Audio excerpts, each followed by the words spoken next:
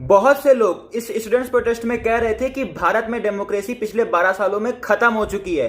तो चलिए जानते हैं कि असली डेमोक्रेसी खत्म किसे कहते हैं। 1990 में कांग्रेस गवर्नमेंट जब सेंटर में थी तब एक प्रोटेस्ट हुआ था, आरक्षण विरोधी आंदोलन, जिसे अक्सर एंटी मंडल आंदोलन कहा जाता है। पूरे भारत में छात्रों के नेतृत्व में विरोध प्रदर्शनों की बड़ी लहर थी। यह मुख्य रूप से उत्तरी राज्यों में मंडल आयोग की सिफारिशों को लागू करने के खिलाफ था।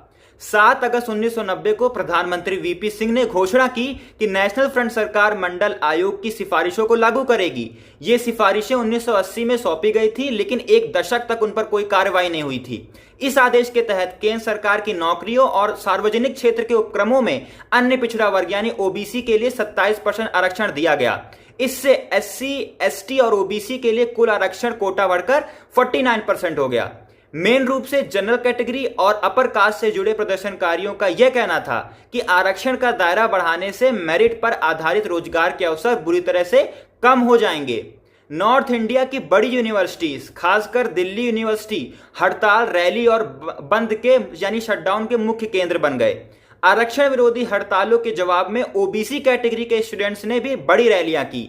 वे सरकारी आदेश का पुरजोर समर्थन कर रहे थे, जिसकी वजह से सड़कों पर नागरिक और जाति आधारित टकराव हुए। पूरे भारत भर में लगभग 200 छात्रों ने खुद को नुकसान पहुंचाने और आत्मदाह करने की कोशिश की। इनमें से 150 से ज्यादा कोशिशें सितंबर और अक्टूबर 1990 के बीच बहुत कम समय में हुई। आत्मदाह की उन कोशिशों में 60 से ज्यादा छात्रों की जलने से जान चली गई बुरी तरह से।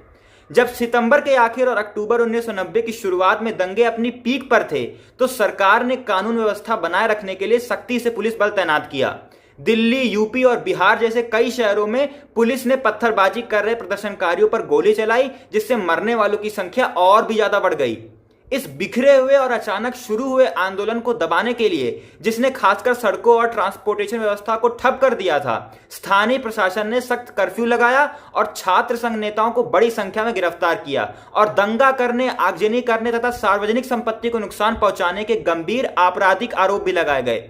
तो दोस्तों, भारत की ऐसी डेमोक्रेसी हुआ करती थी सन 1990 में, जब कांग्रेस गवर्नमेंट पावर में थी। तो हमें दोनों साइड को देखना चाहिए और तथ्यों के आधार पर बात करनी चाहिए, ना कि आंख बंद करके कुछ भी बोल देना चाहिए। सिर्फ रील्स की नॉलेज ही रियल नॉलेज नहीं है। रियल नॉलेज के लिए गूगल है, किताबें हैं। धन्यवाद।